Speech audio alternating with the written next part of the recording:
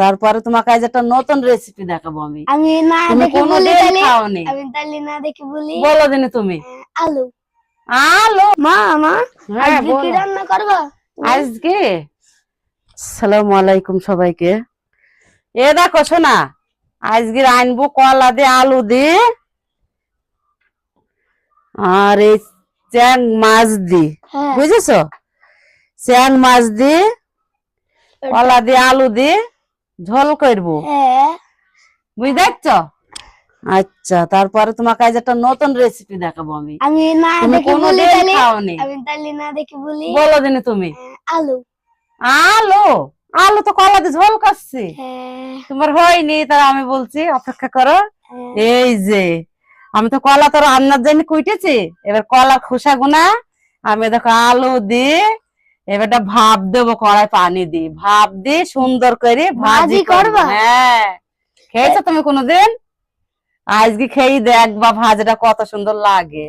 তাহলে খাওয়াটা আজকে বন্ধুরা পুরো জমে যাবে আমাদের। হ্যাঁ, তোমার তো প্রতিদিনে জমি যায়। না ভাপ দিয়ে তাহলে নেবো আমি কড়াইতে খেলতে দিয়ে। গেলাম। তো যাও তুমি এখন খেয়ে। এই যে বন্ধুরা, আপনাদের তো এখন দেখালাম যে কলার খোসার দিয়ে আর আলু দিয়ে ভাজি করবো। এই যে আমি কুইটে নিছি দিয়ে এবার আমি সেটা ভাপ দেবো বললাম, এইরকম কড়াই পানি দিছি, এবার আমি ঢেলে দিলাম, এটা ভাপ দিয়ে নেবো, তারপরে ভাজি করবো। দিয়ে নিই।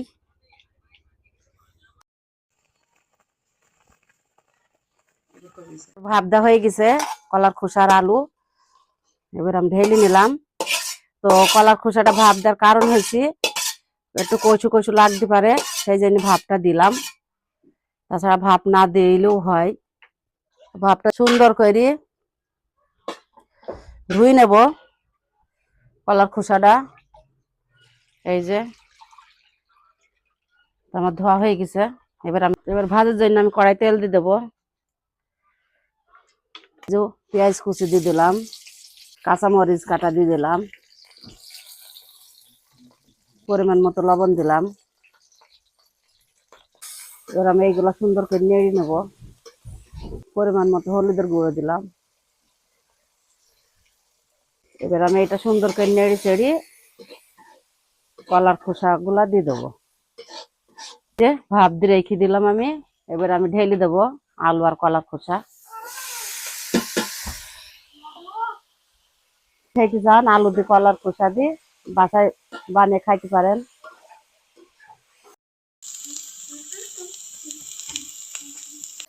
তো এই যে ভাজি আমার হয়ে গেছে, এবার আমি ভাজিটা আজিয়ে নেবো বাটিতে। অনেক সুন্দর একটা ভাজি। এই যে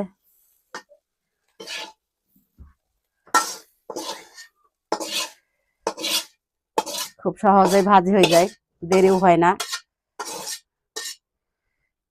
এই তো আমার ভাজি হয়ে গেছে। সবাইকে শুভ দুপুর।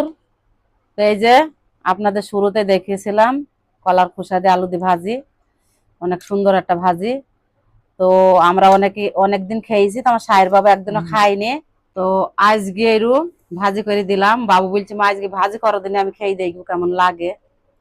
তো এই যে আমার বাবুকে দিলাম। তো আমার বাবু তো খাবে না, আমাকে খাই দিতে হবে।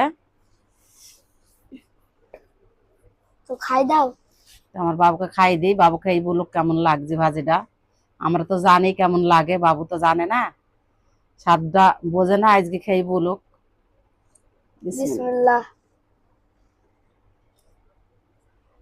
আপনারা সাথে থাকুন, শুরু থেকে শেষ পর্যন্ত দেখুন ভিডিওটা।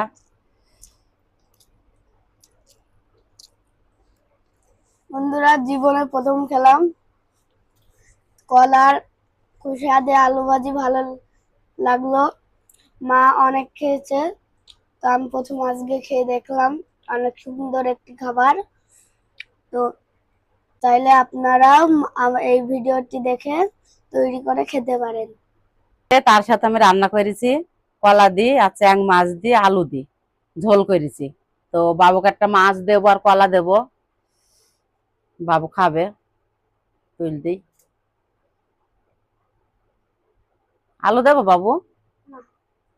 ঝোল দিও না। আচ্ছা ঠিক আছে। দেশি কাঁচকলা খেতে ভালোই লাগে, কম বেশি আপনারা সবাই জানেন। তো কলার কথা আর কি বলবো। তো আমি মাছটা দিয়ে বাবুকে ভাত খাই দিই।